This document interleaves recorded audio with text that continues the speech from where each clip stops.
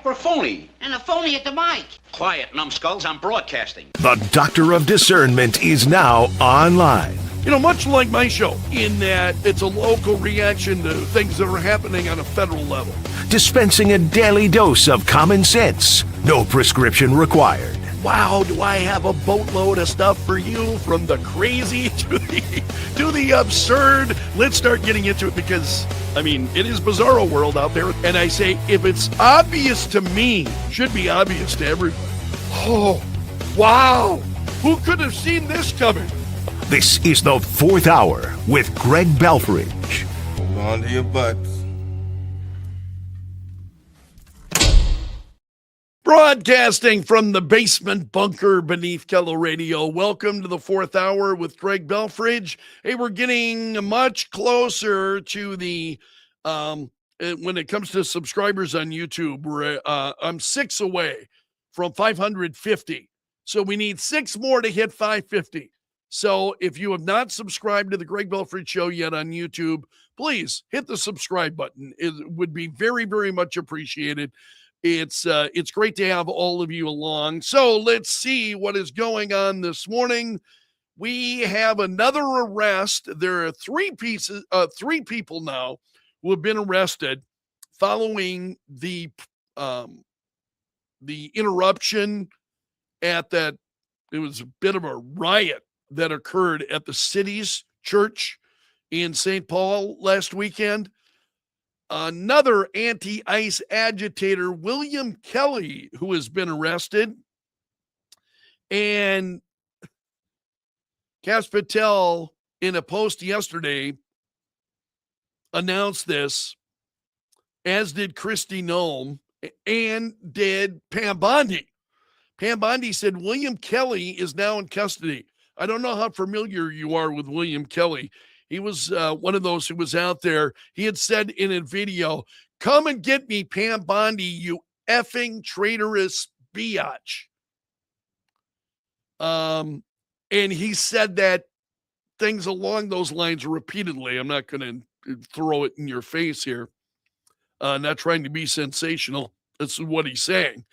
So it was, the video that he posted was just laced with profanity. And he goes, apparently his username is DeWokeFarmer2 on social media. And he said, and for the record, they invited us into their church and the police never asked us to leave. They did not invite them into the church. They did not invite them into church. That's absolute nonsense. He says, all these pretend Christians, all these comfortable white people are living lavish, comfortable lives while children are dragged into concentration camps. What?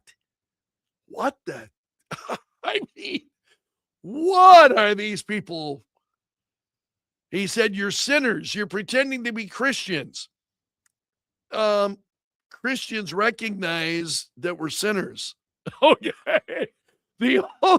The only person who was free from sin was Jesus Christ, and they hung him on the cross for it. No Christian claims that they are sinless. I mean, no credible Christian does. That's why we embrace the church. The stupidity of this is just staggering, this guy. So you're pretending to be Christians, but we know you live an easy life, don't you? Do I? Yeah. I would say, yeah. Yes, I live a fairly easy life. He said a very easy life while people are starving. What, am I supposed to kill myself? I mean, this is what these people are saying. It's just, it's an offense to anybody with a brain in their head. You know what I mean? It's just absolutely incredible. I am so glad it's Friday, because by the end of the week, I'm like, man, you're just numb from the amount of stupidity. I know you feel it too. Which is one of the reasons why I love taking your phone calls. I love seeing your comments because, okay, let's check in with the people who those who are capable of thought, who are not off the wall nuts.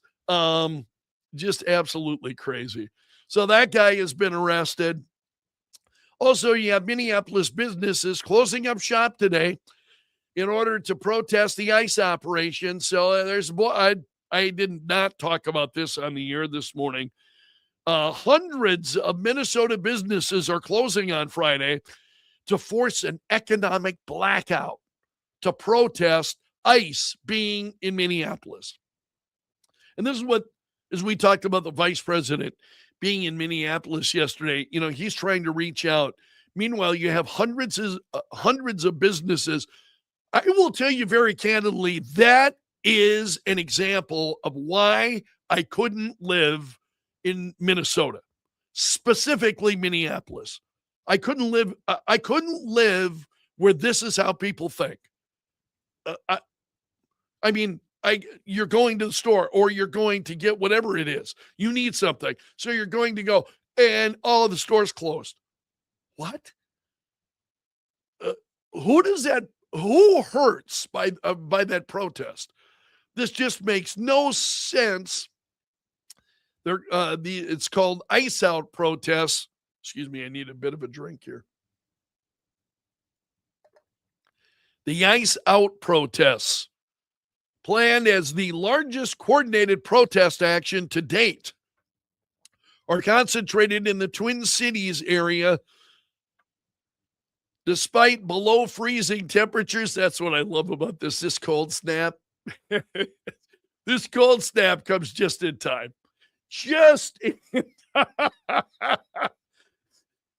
in time to stop maybe some of this stupidity that we see raging right now in Minnesota. I don't know. Maybe these people's brains will be frozen enough that they can, turn off the stupid for a period of time. Because this is just makes absolutely no sense whatsoever. So more than 700 businesses, according to KARE 11 in Minneapolis, more than 700 businesses will be participating along with several dozens of places of worship. Nothing like closing your church when people are most in need of direction, right? It's just, this stuff just goes on. It's crazy. Matt Vespa's got a piece at Town Hall this morning wondering about Don Lemon avoiding charges. Why did Don Lemon avoid charges? So as I was telling you now, we've got three people, excuse me, eyes are watering here. Three people now who have been arrested for this church into these, for that intrusion into the city's church in St. Paul this past weekend. So why wasn't Don Lemon arrested? He was there. Bill Malugin of Fox News says, multiple sources tell me and some colleagues that the federal magistrate in Minnesota who refused to sign off on an arrest warrant for Don Lemon is Douglas L. Micco, and that his wife works as an assistant attorney general in Minnesota AG Keith Ellison's office. So the judge who said, no, we're not going to prosecute Don Lemon, his wife works in Keith Ellison's office. Okay. Yeah, that stupidity explained. That makes a little bit of sense. It just gets crazier. Also, ABC World News Tonight last night did not report at all on the arrests of the three anti-ICE agitators that were arrested. So ABC World News Tonight didn't even get a mention. No mention of it whatsoever. This is one of the reasons people ask me, how can you How are you on talk radio? How are you well informed if you're not watching legacy media, right? If you're not tuned into legacy media and you don't know what's going on, you don't need the legacy media. You can be incredibly well. I would make the argument that you are actually better informed if you are not watching the legacy media. If you are not watching ABC, CBS, NBC, CNN, and on it goes. So world news tonight didn't even get a mention that three people had been arrested. I thought this was funny as hell. It's a piece I saw. Howard Lutnik is the U.S. Commerce Secretary. Howard Lutnik. And he said yesterday, he was on Fox, I think. Was it Jesse Waters? Yeah, he was on Jesse Waters Primetime. Those of you who are Fox News fan may have seen him. So Howard Lutnik was saying he was jeered by former Vice President Al Gore. And this was during the World Economic Forum in Davos. And so he said, he was talking during the panel discussion that globalization has failed the West and America specifically, he said. He said it has left America behind. It has left the American workers behind.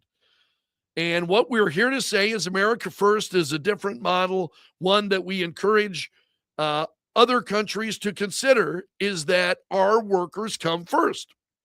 So then Lutnik criticized European nations for pursuing these green energy policies and being subservient to China, he said. So he said, why are you going to do solar and wind? Why would Europe agree to be net zero in 2030 when they don't even make a battery? They don't make a battery, he said. So he said this panel was basically a very left set of talks where someone said, we need a new form of capitalism, which is another way, I think, to say communism. And then they let me speak at the end of this. So Lutnik is speaking, and he says, at the end of my talk, one person out of the 200 yelled out, boo, boo. So I look over, who is it? So one person yells boo. It's Al Gore, he says. And I look at him and I go, really? And he goes, boo. And he said, it was the greatest honor of my trip to Davos.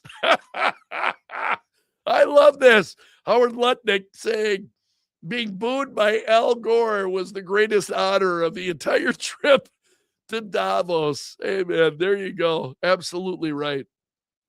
One of the things that I have talked about, or I don't talk about, you don't hear me talking about the Oscars and now and I see those stories trending, and frankly, I don't care. And I think, you know what, and if you want that information, there are a lot of places for you to go get it.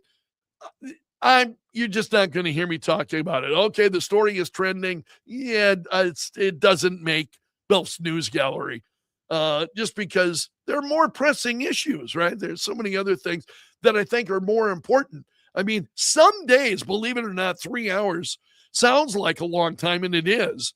To be on the air each day, 3 hours. And some days it's I'm rushing to cram stuff in, especially when I do the big stories each morning, top of the news stack at 6 o'clock each morning. I try to give you, okay, these are the big stories. This is the stuff like I really want to make sure you hear about this. And then maybe you can go out and find more information on it if you're interested.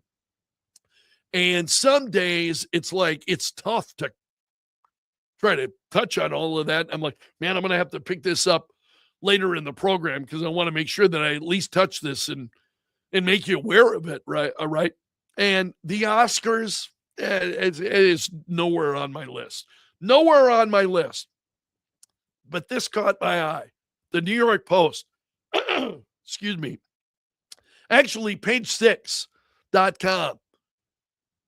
Celebrities who have slammed the Oscars over the years. And they've got a long list of celebrities. Some of the most recent names that you might know, Matt Damon said he doesn't like the idea of going out and campaigning. He said it seems completely backwards to me and odd. Maybe it's good for movies, but he doesn't like going out there campaigning. There have been a number of others who have talked about this. Joaquin Phoenix, maybe most notably, he came out when he, remember when he was in Walk the Line? Have you ever seen Walk the Line? This is the movie about Johnny Cash, and Joaquin Phoenix plays Cash. It's a good movie. I've seen it. I own it. In fact, I've got a copy. I thought it was pretty good. So he was asked to go out there, campaign for the Oscar. And he said, it was one of the most uncomfortable periods of my life, he said. I never want to have that experience again. He said, I'm just saying, I think it's BS. I think it's total, utter BS, and I don't want to be part of it. I don't believe in it. It's a carrot, but it's the worst tasting carrot that I've ever tasted in my whole life. I don't want this carrot, he said, of the Oscars. It's totally subjective, pitting people against each other. It's the stupidest thing in the whole world, he says. Anthony Hopkins, who is somebody I greatly admire, and I admire him more as I saw his comments. Anthony Hopkins, at the age of 83, was the oldest to ever win an Oscar for his role in The Father. And he said of the Oscars, and he's spot on, right on, nauseating to watch, he said, and disgusting to behold. He can't stand the award season. He said, I've been around. I've got the Oscar myself for Silence of the Lambs, having to be nice to people and to be charming and flirting with them. Oh, come on. He said, people go out of their way to flatter the nominating body, and I think it's kind of disgusting. That's always been against my nature. People groveling around and kissing the ass. I love this. I love it because this has never appeared. Forgive me. Let me rephrase that. This appealed to me when I was younger. I was always interested. This is when I thought movies were worth watching. I don't know that you can make that argument today. I'm not saying everything that's coming out of Hollywood is trash. Sure seems like a lot of it is trash, if you know what I mean. So Hopkins said, I've seen it so many times. He said, some great producer mogul and everyone kisses this guy's backside. I think, what are they doing? Why don't they have any self-respect? I wanted to say F off. So he is not part of the crowd when it comes to the Oscars. And I can't, for the life of me, I can't even remember the last time I watched. When did I watch the whole thing? To me, it's just not relevant to me. I think especially given the things that are going on in the country that are really kind of, as we talked about Minneapolis, for example, really kind of breathtaking to see how stupid and inane, so much of this stuff is. And to see that on a daily basis, not only in Minneapolis, but elsewhere, here and there and there, the number of Americans then who just hold on to that is just kind of breathtaking. So I do seek escape. I understand movies, they're good for us. I mean, entertainment, whether it's music, movies, the video games, number of different ways, I think, for us to all escape to escape reality for a while. And I think we all need that. I certainly do. I need that. It's one of the reasons, especially on the weekend, I take a break from a lot of this stuff. And Katie will hit me, did you see this? I'm like, not right now, sweetheart. Don't want to go, don't want to go there right now. And other times we'll have conversations about it. But I just think, it's interesting to me, at least I thought it was funny to hear these Oscars talking about the Oscars and the Oscars very much in the news right now. And we haven't talked about it because it's just, I can't even remember when the last time I thought the Oscars were relevant. You know what I mean? Okay, my friends, I'm going to leave it there. If you are not a subscriber of mine on YouTube, please become one. We're looking for six more folks, and we'll hit 550 subscribers with 6 more, and then I'll be shooting for 600.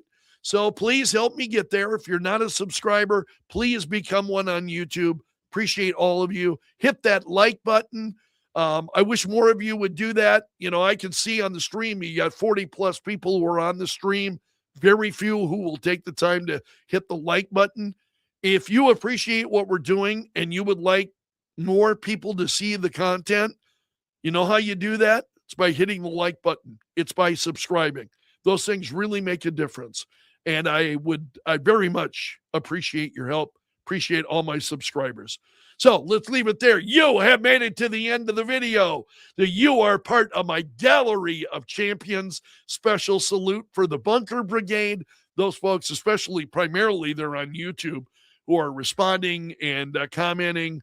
I appreciate all of you. I want to wish you a really great weekend. It's going to be cold, as for those of you locally, going to be cold as hell. So I hope you can stay warm and stay indoors throughout the weekend. Until Monday, my friend, I'm underground and gone.